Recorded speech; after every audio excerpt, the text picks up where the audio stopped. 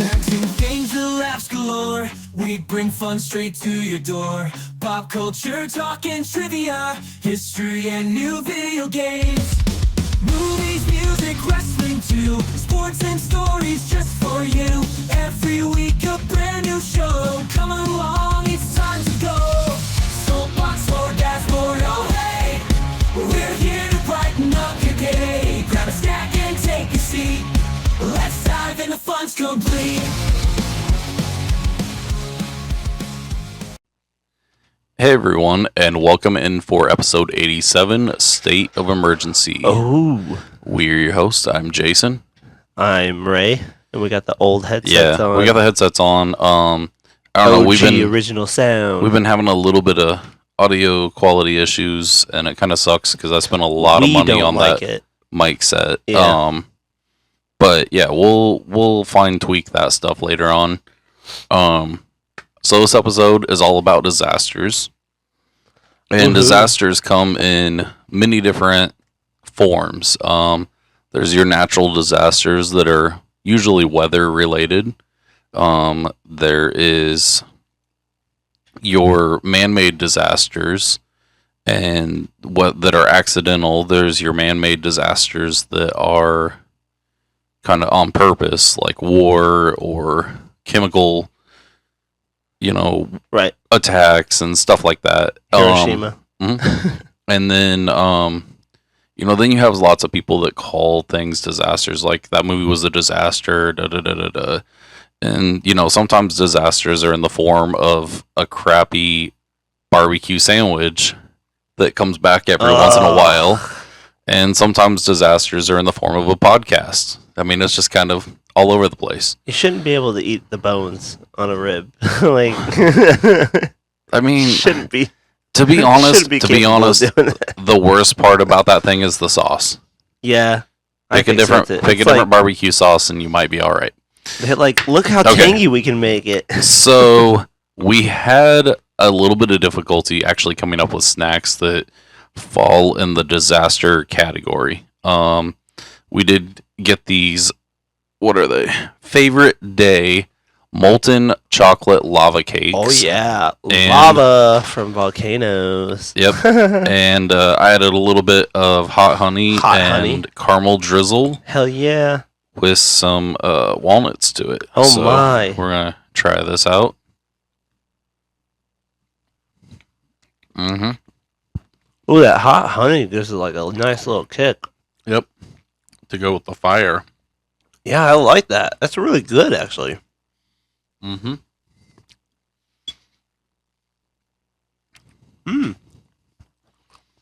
It's kind of like a turtle brownie with a kick. Spicy chocolate makes me think of mole.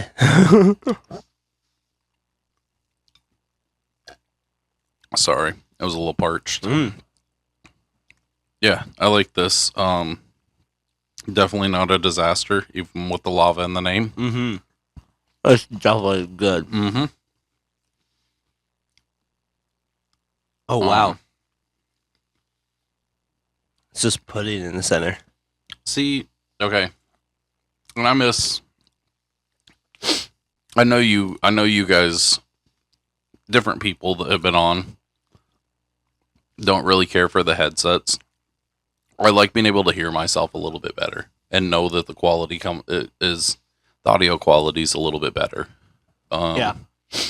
So we may go back to these for a while until I have time to sit there and basically do like a whole audio day where I just do nothing but get the audio right. Only thing that sucks is I take my computer with me a lot, so I'd have to reset those settings every time. But at least I'd know where to set them at. Yeah.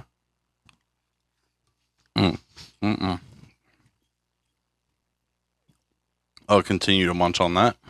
Okay. Mine's gone. I destroyed it. To kind of symbolize, along with lava, fire, destruction. I found these Frank's Red Hot Goldfish. Hey, at least it won't destroy my asshole. It might. I know Ryan's not a big fan of the Frank's. Yeah? It's one of my favorite hot sauces. Is it too hot? No, he just doesn't like the taste of Frank's. But you can put that shit on everything. Oh, I give you too many? No, that's good. All right. Oh, yeah. It's hot. Mm-hmm. But it's not terrible. No, It's definitely on fire. it does have a nice, Guys, there's Right. a fire. right when it hits your mouth, bite. Yeah, it's like fire. Mm-hmm. It's definitely not a chip you want to rub your eye with after you're eating it. You're like, oh no.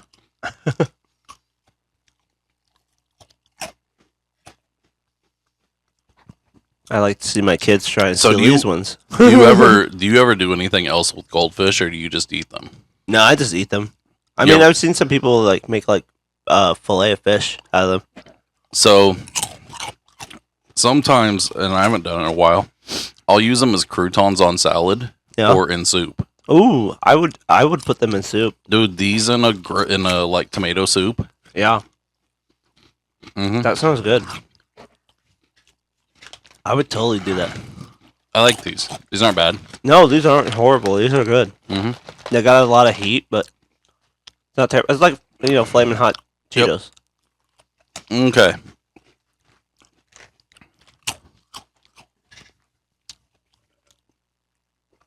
Those do have a nice bite. So, I tried to think of something cloud-wise, and the closest to clouds that I could think of were cotton candy, and they Talk didn't have about any smog. cotton candy, so I found these cotton candy flavored Peeps, Dang, that and heat we're kinda going weird. to give those a try. Oh, come on. I think I was thirstier too. I'm almost out.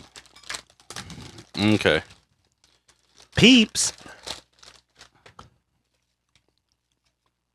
Oh my god. Look at them. Got blue on them, pink. They're all doughy. They're kind of like cloud-like. It's just sugar coated marshmallow.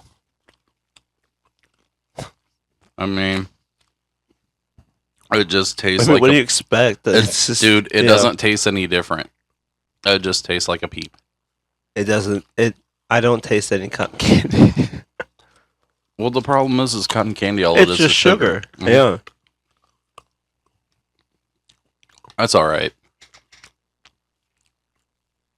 It's got these little like fiberglass pieces of sugar Mm-hmm. in it, Okay. and that's why it looks like cotton candy. Those are gross. So see them? Oh, the camera can see it, but So,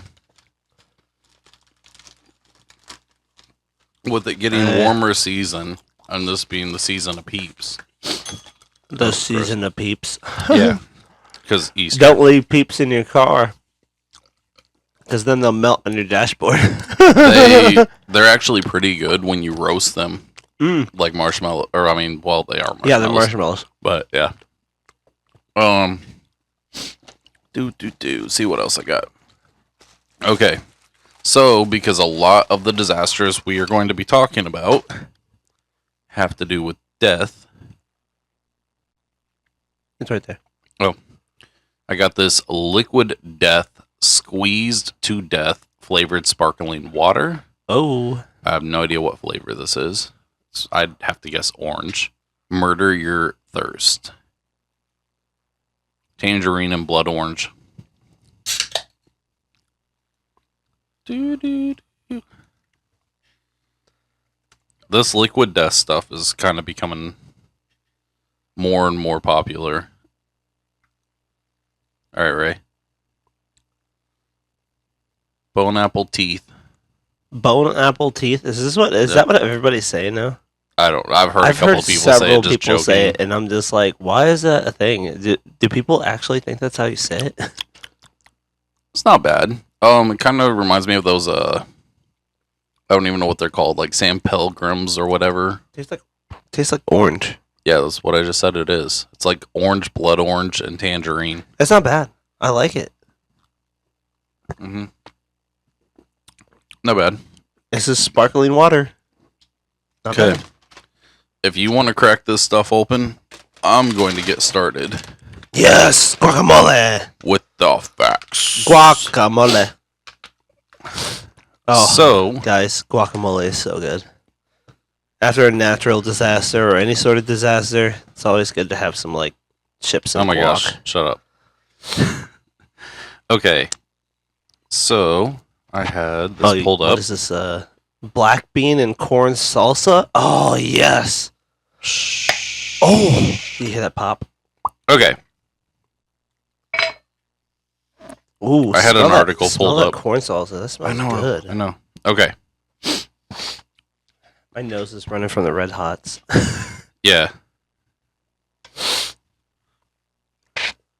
So most disasters Wait, that we so we're think gonna of. be talking about what natural disasters? Yeah, we're first? going to start out with natural disasters. So, most natural disasters are weather related, and it can be anything basically from an avalanche to a blizzard to earthquakes, typhoons, hurricanes, anything that's like God given. wildfires, Yeah. droughts, floods, heat waves, volcanoes, stuff like that. And so I'm going to kind of go over. Actually, there's some weird. Oh, I'm trying to find my list. I had a list that explained what the different types of disasters are. So I'm going to start. I'm going to go down kind of the list. Oh, come on, thing. Okay. I'm not going to get sidetracked with that. Okay. So, avalanches seem to be kind of a common thing, and that kind of has to do with heavy snowfalls. In 1970, Huascarán debris avalanche. It was on May 31st, due to the Ancash avalanche. A debris and mudslide avalanche happened and destroyed the Peruvian town of Yungay and 10 nearby villages, killing an estimated 30,000 people. Jeez. This is considered to be one of the deadliest singular natural disasters in history. Dang. That's insane. In Italy, White Friday, as it's commonly known, which is weird because it happened on a Wednesday, Huh. but they tie it with St. Lucy's Day, which is an Italian Catholic holiday. Yeah. So December 13th, 1916, in the Italian war front during World War I and the Dolomites Mountain, a series of avalanches killed an estimated 2,000 soldiers. According to reports, both the Austro-Hungarian and Italian sides of the war were deliberately firing shots at the weakened snowpacks on the mountains to deliberately disrupt and bury the other side. So they would shoot at the snow up there to try to make an avalanche on each other. So try to Mhm. knock it off. Yep. Huh. Which, oh, you're looking up. I'm Who- looking up St. Lucy who because was- now I'm intrigued. Okay. So, Iran blizzard of February 1972. It snowed several days and brought up around 26 feet of snow after a 4-year drought. And the storm caused an estimated $20 million in damages in 1972 money, which I don't know what it would be now. And it killed over 4,000 people. To this day, it is still considered the deadliest blizzard in history. And an estimated 200 villages were completely wiped off the map. That's nuts. In Afghanistan in 2008, January 10th of 2008 to be specific, a blizzard with temperatures around negative 22 degrees Fahrenheit dropped a near 6 feet of snow on mountainous region, killing near 1,000 people. There were over 100 frostbite amputations performed as a result of the storm. Over 100,000 sheep and goats and 315,000 cattle were killed. That's in the storm as crazy. well. That's crazy. Dude, everyone was complaining about chicken prices right now with the bird flu stuff here. Oh my god. I feel like That's a lot. yeah. Kind of one of the deadliest snow storms that hit the U.S. was the Great Blizzard of 1888, which resulted in over 400 deaths. It snowed between 20 and 48 inches, with snow drifts over 8 foot, March 11th through March 14th on the East Coast. I'm trying to be as quiet. Sorry. That's a lot of freaking snow. So when I was looking up stuff with earthquakes, it seems like China, like China gets the crap end of a lot of stuff. Yeah. In Hebei, I think that's how it's pronounced, Hebei, China. Sure. A 7.6 magnitude earthquake killed an estimated 300,000 people on July 28th, 1976. Whoa. Like, their building stuff is terrible. Like, I think they had like the top 5 deadliest earthquakes. Yeah. And then back to China with wildfires. In 1987, the Black Dragon fire burned 18 million acres. Whoa. Mm-hmm. And then you'll have to look up what a hectare. I don't know what a hectare is. In 1985, 105,000 hectares burned in Greece from a wildfire.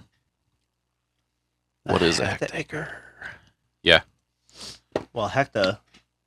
I mean, that's what, 6? I don't know. Maybe. Let's look it up. We got dead air time now. Hectare. Yes.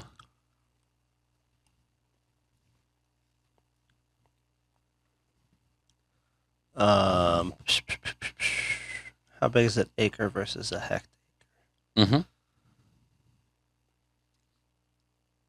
An acre is about 0.405 hectares. Contains about 2.4 acres. 2.4. That's quite a bit. Yep. Spain, and these are all wildfires. So in Spain, on July 17th, 2005, Guadalajara forest fire was caused by a barbecue grill and it burnt 50 square miles and killed 11 firefighters. Oh my god. And it's known as one of the deadliest modern day wildfires. Which I kind of feel like that's kind of one of those like man-made accident ones. That. It's a borderline one. And then in 1825, 3 million acres from the Miramachi fire in New Brunswick killed an estimated 150 to 300 people. I don't know why there's so much of a gap there, but it's, and then so in 1871, a fire in Wisconsin killed between 1,200 and 2,500 people, again with a wide They margin. didn't keep records back then. Yeah, I mean they did, but a lot of that stuff It's like, also. You also Hey, have some to, people lived in this area, and then it's like, how many people live there? Many people. Well, you also have to understand though is there was a lot of issue. I think it was like the National Archives. Yeah. They had that fire and lost so a they whole bunch lost of the a bunch of it? Yeah. But That's nuts. this was overshadowed by the Great Chicago Fire that occurred that same day. Approximately 200,000 acres burned that day. Are you looking up the Chicago Fire? Yeah, I am now. Okay. While you're looking that up, this is the last fire that I put on my list. From 2019 to 2020, Australian brush fire season, also known as Black Summer, was approximately 46 million acres burned that summer. Jesus. That's a lot. That's a lot of fire. No fire departments back then, I guess. Mm, They just didn't have like the technology to like Probably shoot weren't. water at things. probably weren't raking the forest enough. Like you need to rake your leaves. All right. What's Bullshit. give me a brief summary of what the Great Chicago Fire is. Okay, so basically the Great Chicago Fire, Mhm.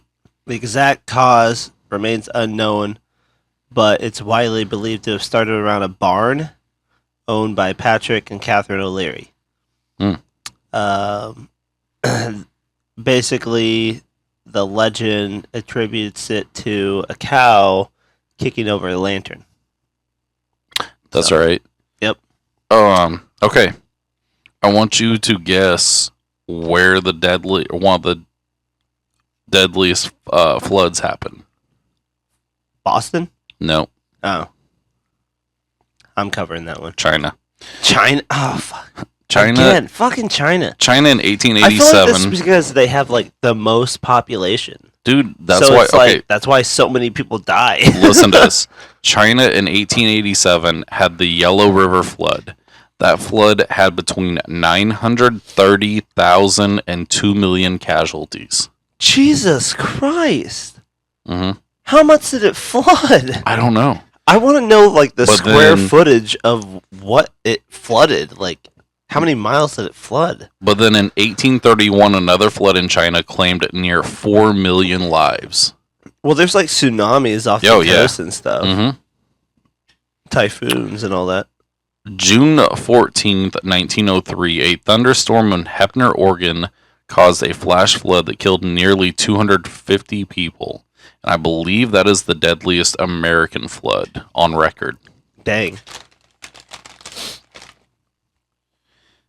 All right. Heat wave and drought. An 11-month drought and heat wave hit Europe in 1540. Could you imagine like 11 months of drought? Wasn't there like a mini ice age in like the 1500s? I don't know. I don't know. I wonder when that was.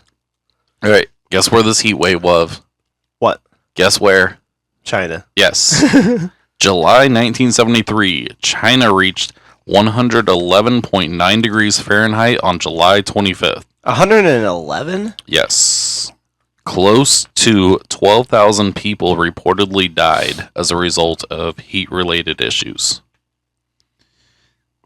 Now, in eastern United States, or the eastern United States heat wave of 1901 killed close to 9,500 people. And then this is widely believed to be the deadliest heat wave. In 2003, a heat wave hit much of Western Europe, mainly concentrated in Spain, England, and France, where nearly 15,000 people died. In Portugal, temperatures reached 117 degrees Fahrenheit. Oh, Jesus Christ. I mean, That we is get those so off and fucking on, hot. though. We get those off and on. I think the hottest we've ever experienced is like 110. Mm-mm. No way. We haven't had like Yeah, we have. 119. Yeah, we have. No way. Mm-hmm. I don't remember it.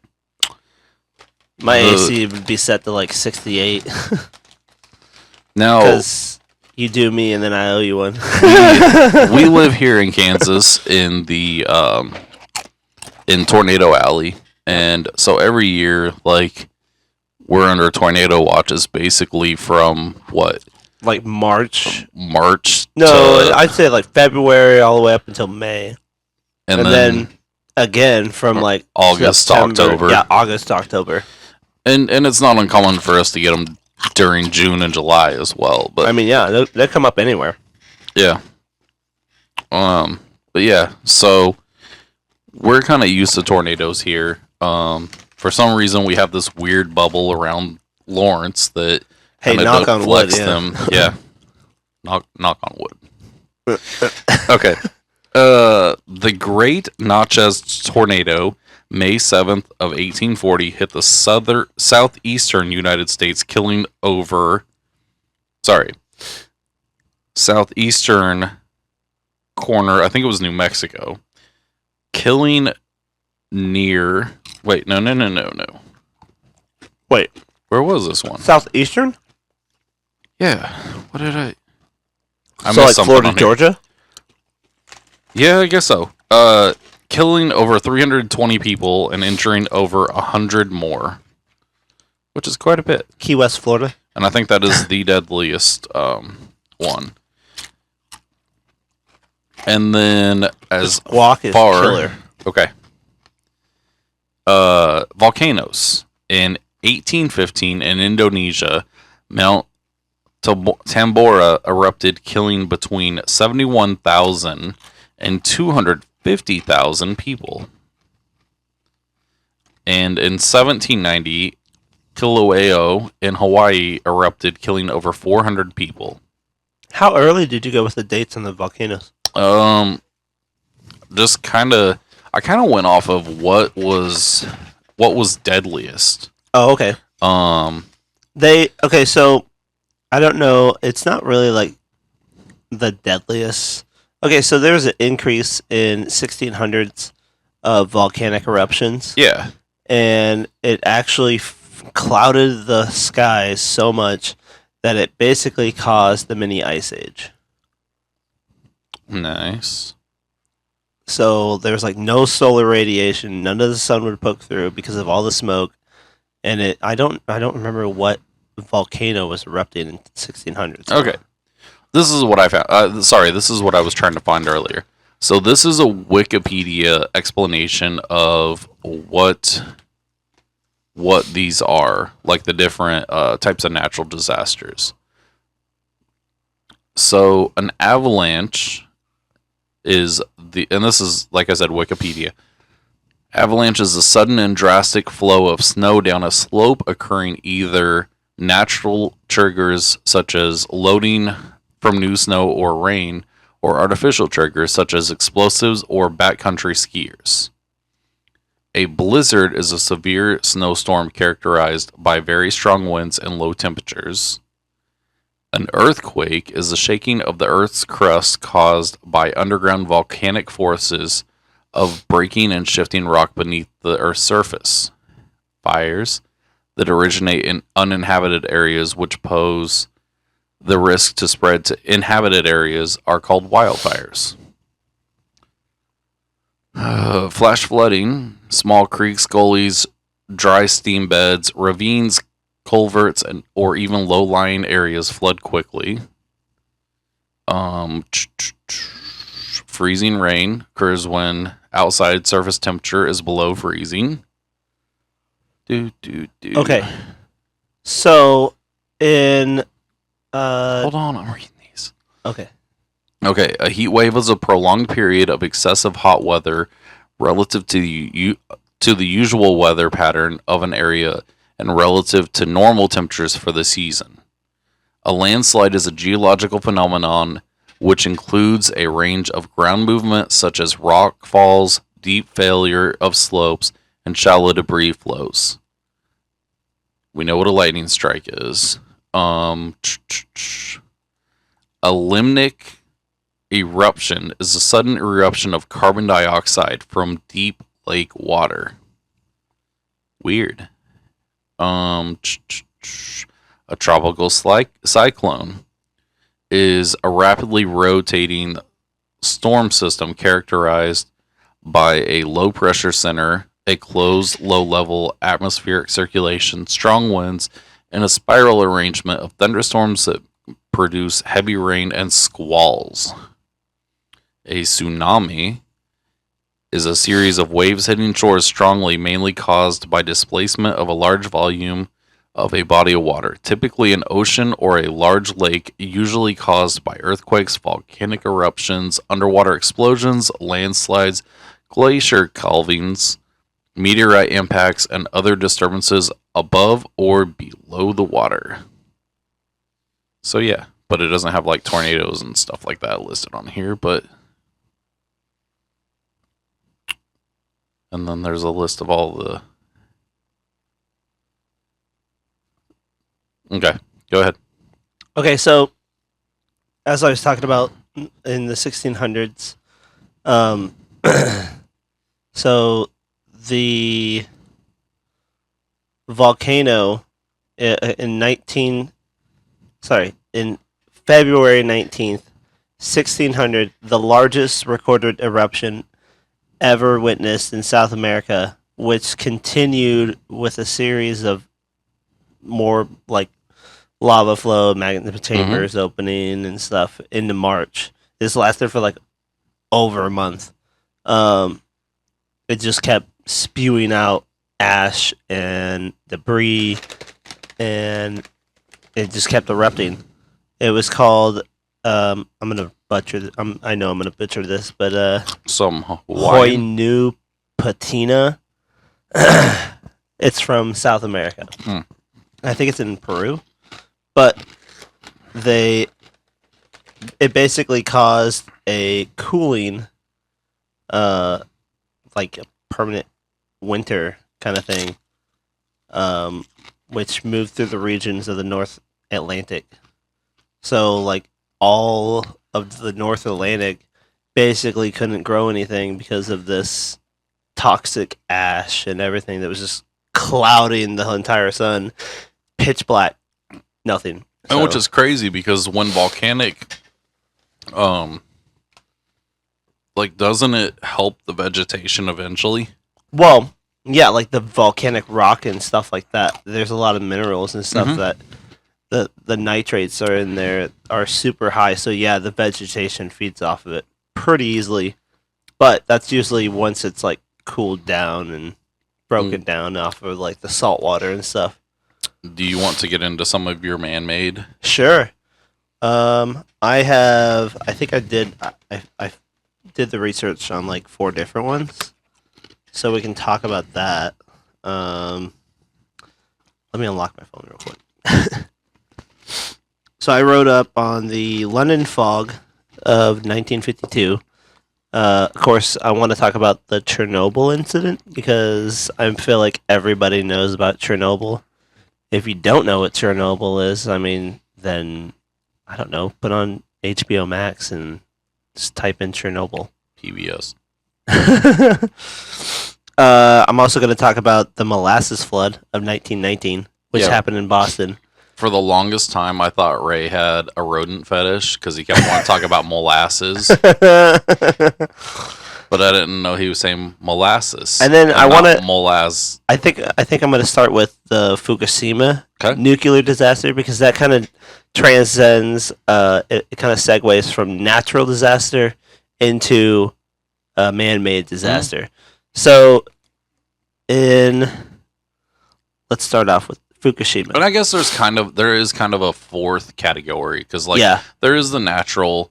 And then there's man-made on accident. There's man-made on purpose. Yeah. And then there's like natural caused by human error. Yeah. So this one was on March 11th, 2011. A 9.0 magnitude earthquake hit off the coast of Okuma, Fukushima Prefecture, Japan.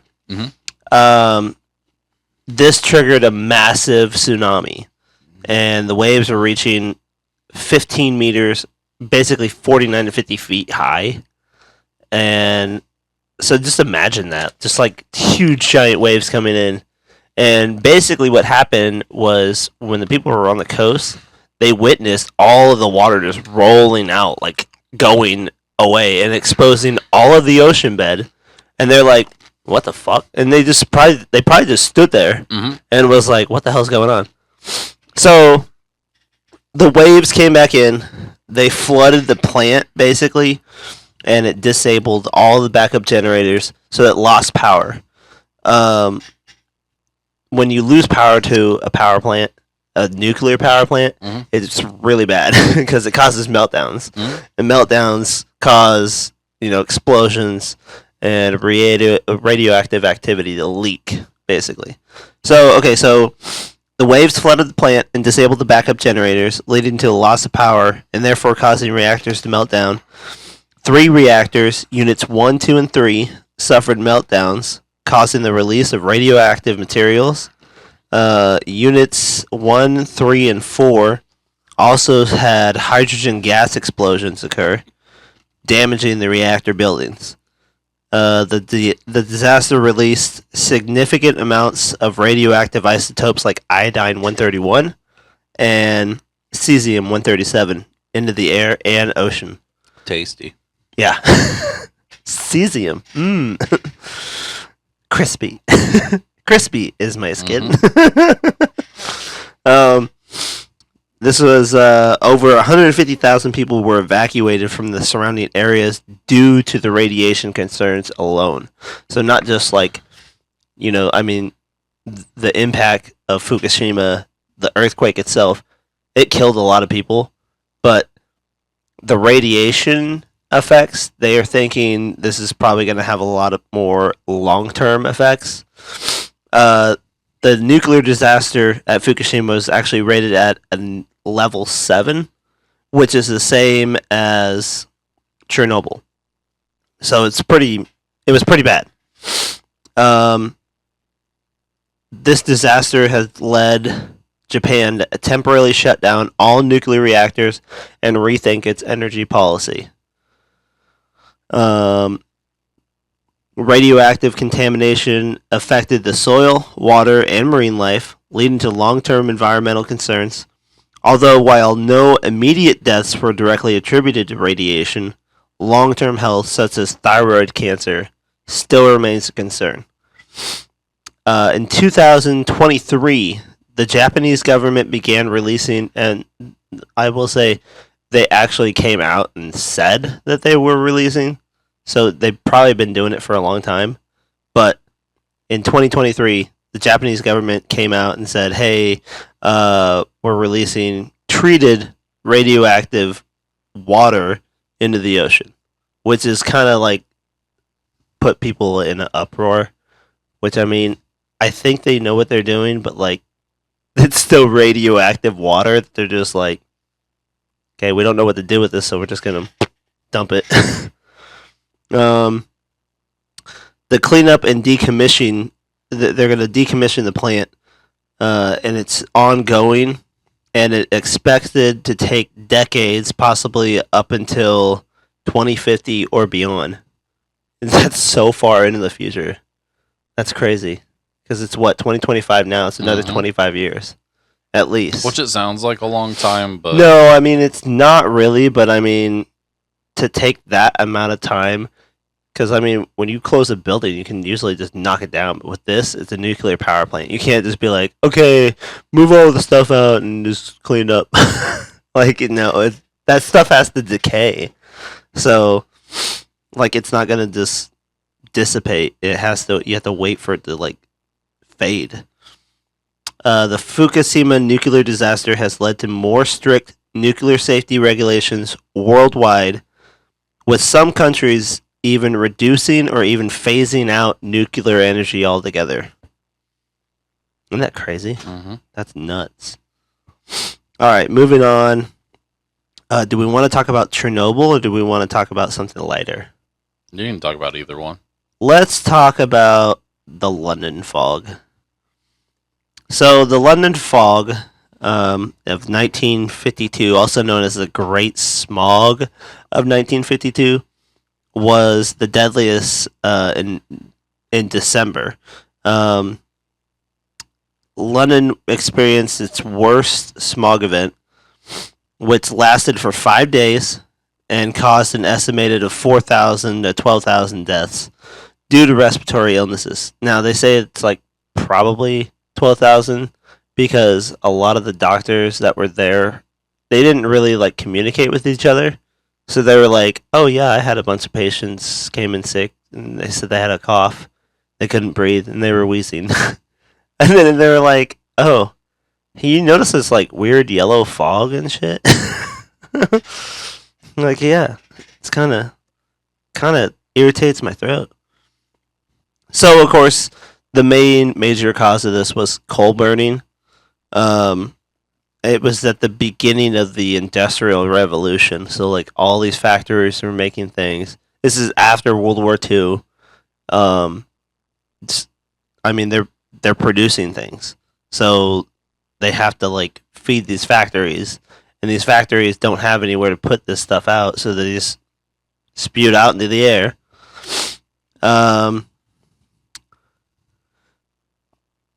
Also, that's what everybody burned for heat. It's December. It's fucking cold. They're gonna be burning coal just to stay warm. Mm-hmm. So coal is everywhere.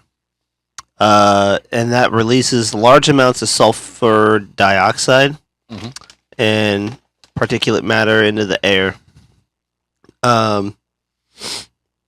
London's fog was more than just a mist. Unlike natural fog, London smog was a mix of fog and air pollution, often called the pea soup fog. Oh, gross. Yeah. Due to its thick yellow-green appearance. The Clean Air Act of 1956 helped reduce the fog. In response to the deadly Great Smog of London, they passed the Clean Air Act of 1956, which restricted coal burning and promoted cleaner fuels, significantly improving air quality. That's kind of cool. I feel like at least something good came out of it, Mhm. where they're like, hey, everyone's dying of like respiratory illnesses, and we don't know how to stop it. And they're like, hey, maybe we should burn cleaner fuel. And they're like, oh. What's your next one? All right. The next one, let's talk about the molasses flood. I feel like that one. What was your other one? Chernobyl. Let's talk about Chernobyl. Okay. So I was gonna say that one, and I feel like Chernobyl's pretty popular. yeah, I feel And like the you molasses flood can is kinda kind of just kind of browse over the Chernobyl just because it's such pretty a common popular. thing. Yeah. So Chernobyl happened on April 26th in 1986 at Reactor 4 of the Chernobyl nuclear power plant. Basically, the cause of this was a combination of the flawed reactor design and operator error during the late night safety tests. The tests led to an uncontrollable nuclear reaction, resulting in an explosion and fire. Once the firefighters came and they tried to put out the fire, they realized like this is a lot bigger. Our hoses aren't gonna like put this shit out. This is gonna be like have to be handled by someone else. Mhm. This doesn't work. Well, and It blew the reactor's lid off, which is 1,200 tons. So imagine that just giant metal lid blowing off the roof, and it released large amounts of radioactive materials into the air, including iodine 131, cesium 137, and strontium 90. So those those are probably in peeps. yeah, those were cited from the United Nations Scientific Committee on the effects of atomic radiation. Firefighting efforts. Let's see. Firefighters and plant workers were among the first responders, many of whom suffered severe radiation sickness and later died due to exposure. They literally died probably about like 36 hours after it. Oh, what's funny? Around 49,000 residents of Pripyat were evacuated 36 hours after the explosion. So, Oh, yeah, so they were yeah. like, "Hey, those people are dying. Oh, get them out." It's like they realized, "Oh yeah, this is a lot." Dude, serious. think of all the movies and stuff, like the horror movies that have been made based Oh, off yeah. of that. based off of that because of like the radiation and the radioactivity and stuff. Let's see. Chernobyl released 400 times more radiation than the atomic bomb dropped on Hiroshima in 1945. The radioactive cloud spread across Europe, contaminating parts of Ukraine, Belarus, and Russia. Hmm. Yeah, that's nuts. Let's see. We'll talk about Molasses flood. real quick the health impact that the disaster at Chernobyl led to. Don't eat the Uh, fish. The disaster led to an estimated 4,000 eventual deaths from radiation exposure, Mhm. primarily from thyroid cancer, leukemia, radiation-related illnesses, and they actually think that the death toll is a lot less. They think it's a lot more than what they're saying. Mhm. So But isn't there like evidence that the Like, they think it's The- caused more like birth defects and stuff too Yeah. that have spread on through like family history, and that's even affecting their grandchildren. So but hasn't there been like a lot of like evidence that like wildlife and plant life and stuff like that inside there is like thriving? yeah, there's quite a bit of wildlife that have thrived in the area because there's not a lot of humans, Mhm. and they don't really spend a lot of time there. So if they're like in there and out of there, they should be fine. So no like 8-legged deer. No, they're or- not like, oh god, this deer has like 15 eyes, and they're like, huh? Yeah. So the sarcophagus and containment in 1986, a concrete sarcophagus was hastily built around Reactor 4 to contain radiation. In 2016, a new safe confinement structure was installed over it for better long-term protection. So they did update that and put something better over it. So it was just a concrete structure. There was something a while back that I remember listening to where there are scientists that are working on taking nuclear waste and turning into basically batteries. Yeah. And they're talking about that the container that the nuclear waste would be in for the battery would outlast, or I mean the charge of the battery Uh-huh. would outlast the actual casing The that the plastic, battery yeah. would be in, plastic, metal, whatever. And so it's something that they're working on. I also know that there is bacteria that they have. Oh, it eats it. Yep. Yeah. So, all right. Do you want to talk about your molasses Oh yeah. flood? My And favorite. and then I've got some accidental human stuff that's happened, and then I've got some stuff to read off on the computer that. Okay. On January 15th, 1919, Mhm. midday in the North End neighborhood of Boston, Massachusetts, there's a large molasses storage tank, and it was owned by the Purity Distilling Company. It suddenly ruptured, releasing approximately 2.3 million gallons of molasses. Why do you need that much 2.3 molasses? 2.3 million. Yeah, why do you need that much That is molasses? such a big fucking thing. Like, hey, just fill it up with molasses.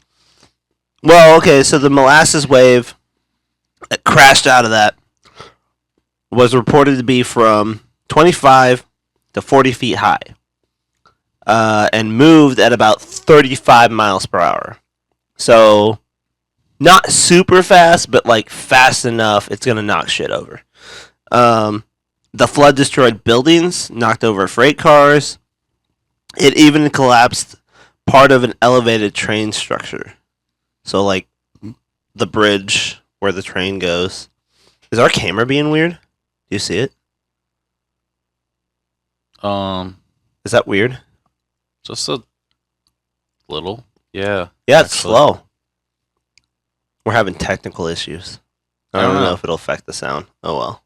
I think it's okay. We'll just now. keep going. We'll keep going. Okay, to give you hold on. To give you an idea, How many gallons it is? an Olympic sized swimming pool is 660,000 gallons. So 2.3 million. 2.3 million gallons Okay. is how many. Is how much So- molasses spilled.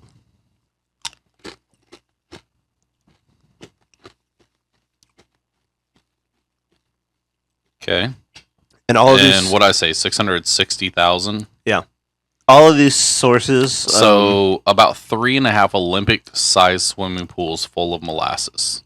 All of these facts are coming from the Great Boston Molasses Flood of 1919. It's called Dark Tide by Stephen Hawking. Coelho. Oh. Hawking, no. Okay.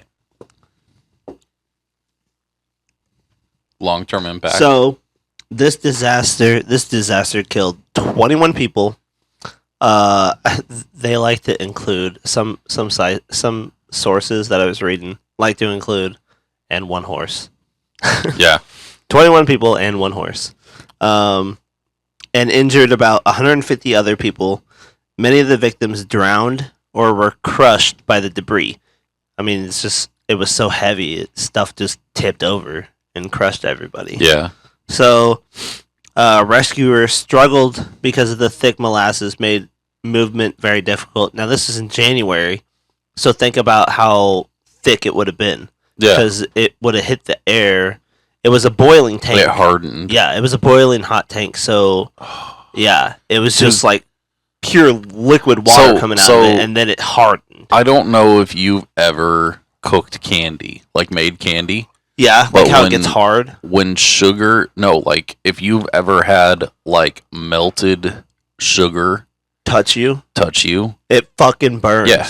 Like, so hot where you're like, you get it Mhm. off your, and it sticks to you. It sticks to you too. Uh-huh. So you can't like just pick it off. yeah. Yeah, and it's So the sticky. fact that this was boiling molasses, Yeah, so this is like the worst sticky sweet death. dude, Like, candy coated peasants. it took weeks to clean up the streets and months to remove molasses from the buildings. The Boston Harbor was reportedly brown for months. Investigators found that the tank was poorly built, with thin steel walls and no safety testing. Supposedly, leaks were ignored by the company. Over 100 lawsuits were filed against the company in suit. After a lengthy trial, the company was found liable and victims were awarded damages. So they paid out. The disaster led to stronger regulations on industrial storage tanks and engineering safety. So it's like, that's kind of where like the whole OSHA kind of began. Yeah.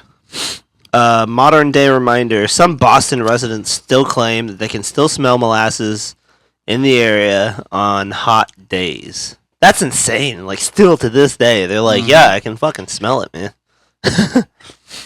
They're like, go stand on that street corner over there. It smells like molasses. Mm-hmm. It's crazy. Hold on. All right, man. Let's hear what you got. So these are some accidental human things that happen.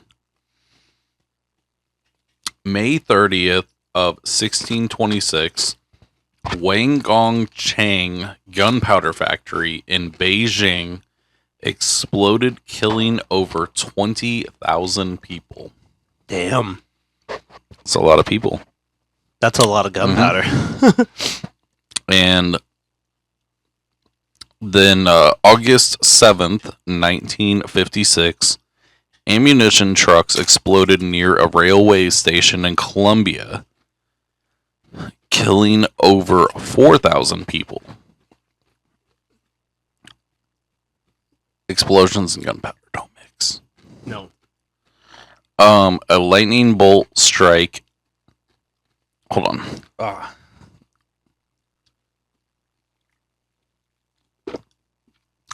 I got cake that didn't go all the way down.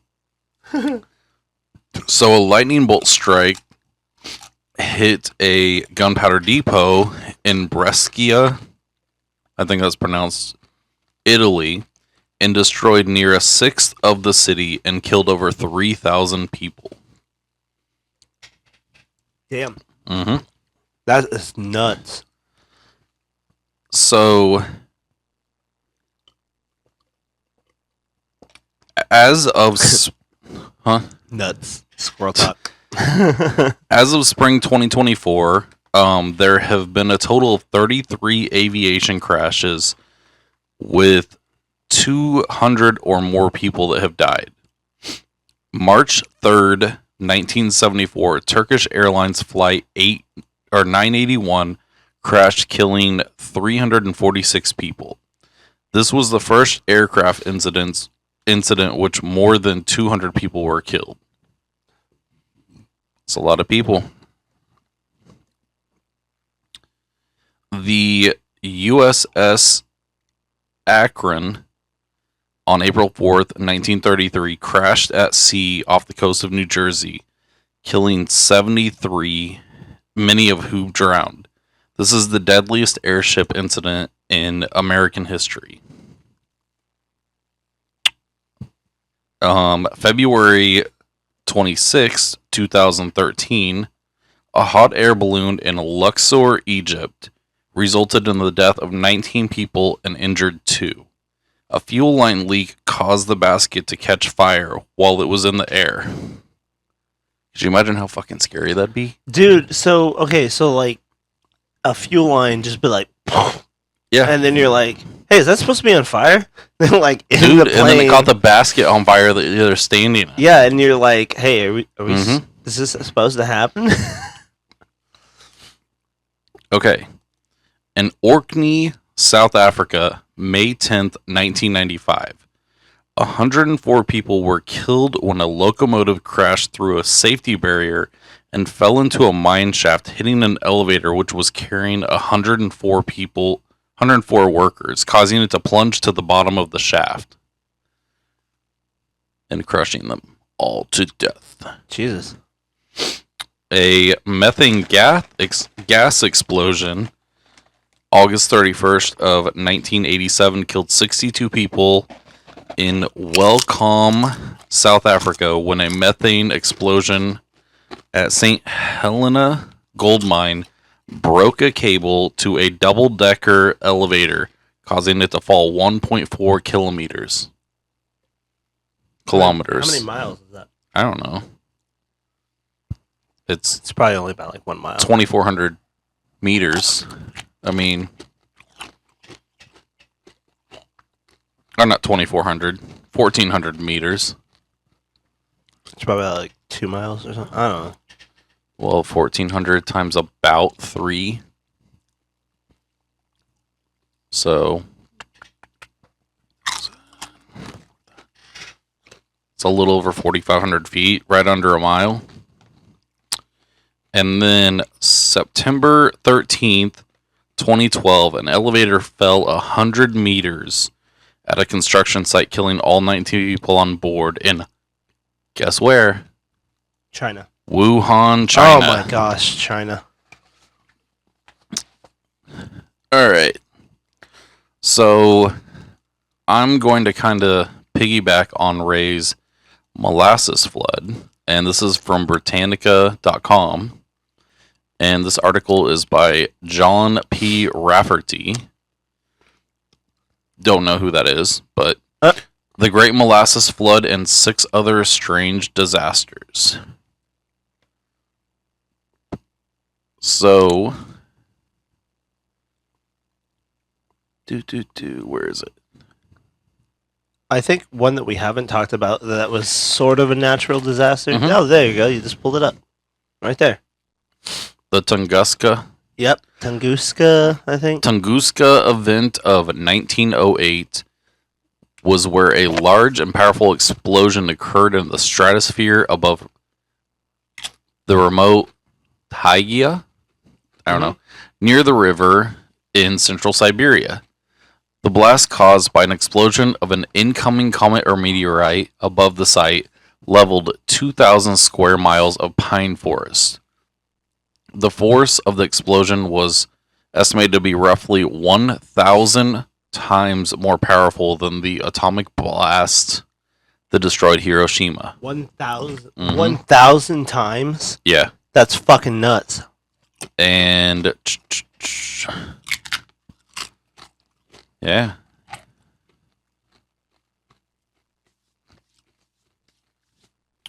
So basically, they think that the comet,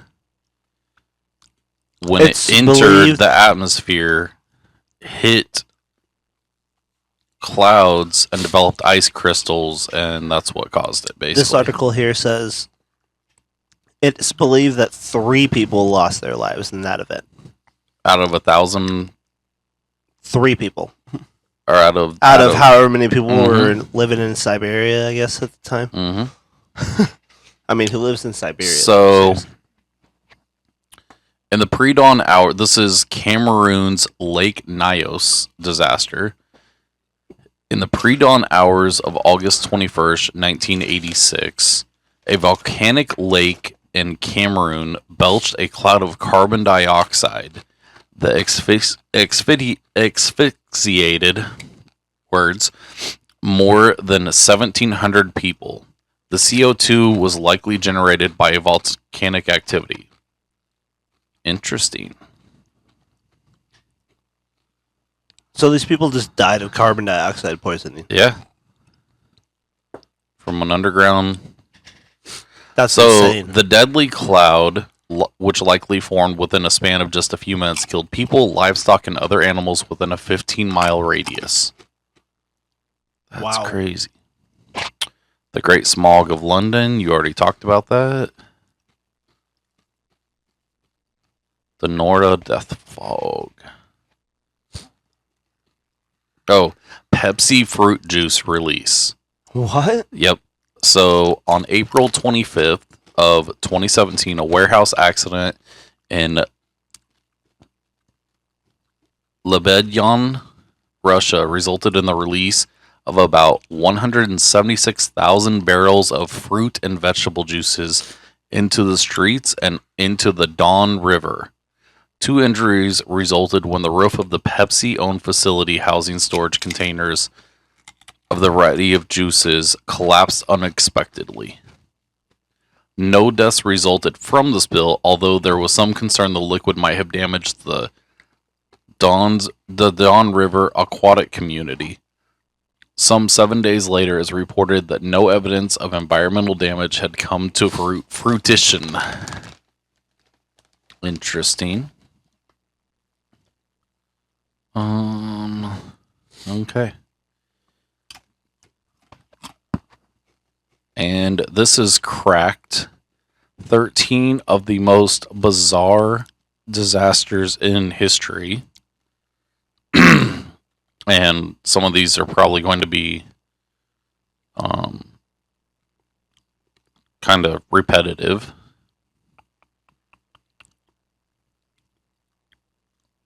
Yeah, we've already talked about Mount Tambora. So in 1815 to 1860, Asia experienced several volcano eruptions. And in fact, it was in a short amount of time, really.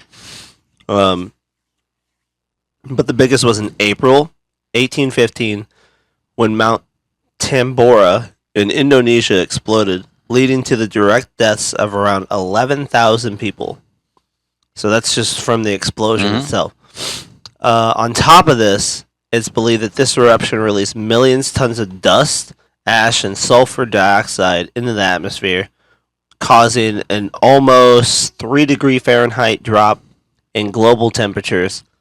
That means the following year was so cold, it was referred to as the year without a summer. This significantly affected agriculture and led to famine and food riots across Europe. And what's that from? From this website's called Mojo Jojo. No, wait. Watch Mojo. So I don't have a date on it, but a waste reservoir retaining wall failed in Hungary and released 38 million cubic feet of toxic material. The sludge rolled downhill to a low-lying village in the Marcol River Valley, killing 10 and causing 120 to sustain injuries when they made contact with the skin-burning slurry. Oh, God. Ugh. Yeah, a lot of these on this.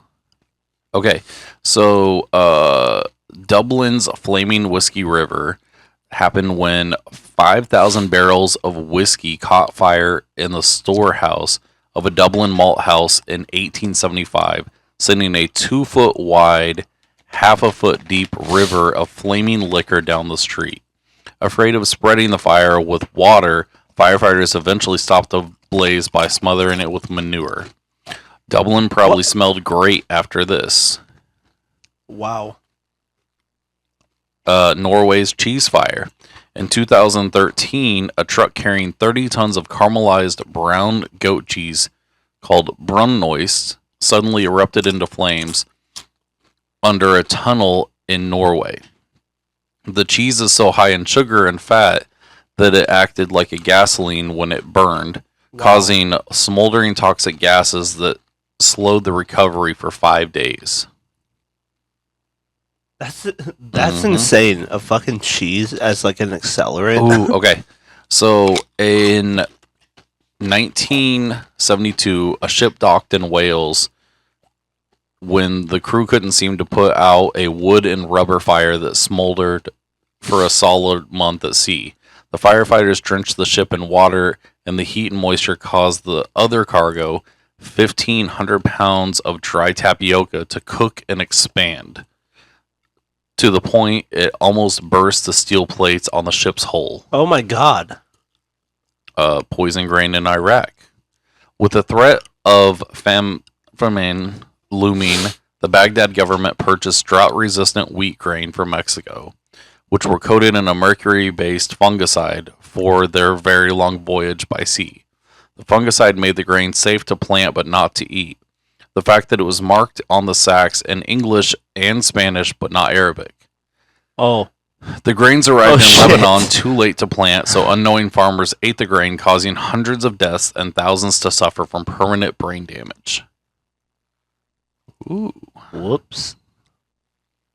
Yeah, if it's a fungicide, I mean, that would have like brain damaging bacteria on it. So Okay. Got a couple of Kansas accidents or disasters and a couple Missouri ones that are kind of Kansas City area. So, and that's kind of wrap it up. On March 31st this is from Wikipedia. In 1931, a Fokker F-10 belonging to Transcontinental and Western Air crashed near Bazaar, Kansas, after taking off from Kansas City Municipal Airport in Kansas City, Missouri. And I can't remember how many people that killed, but yeah. On June 8th, 1988, a series of dust explosions occurred at the Bruce Grain elevator near Wichita, Kansas, resulting in the deaths of 7 workers and trapped 10 others. The disaster led to significant changes to safety and practices in agricultural in the area.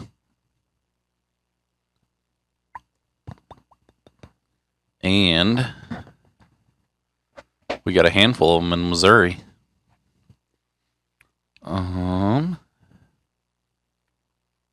Oh, come on. The Arabia is a side-wheel steamboat that sank in the Missouri River on September 5th, 1856, when it was gored upon a submerged tree snag. And I can't remember how many people died, but yeah, a bunch of people died on it.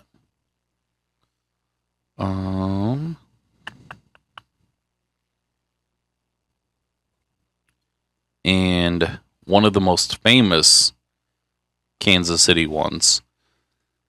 On July 17th, 1981, 2 overhead walkways in the Hyatt Regency Hotel in Kansas City, Missouri collapsed, killing 114 people and injuring 212. Loaded with partygoers, the concrete and glass platforms crashed onto a tea dance in the lobby. The collapse caused result in billions of dollars of lawsuits. I have a story about that one. My my grandparents were actually supposed to go to that dance. And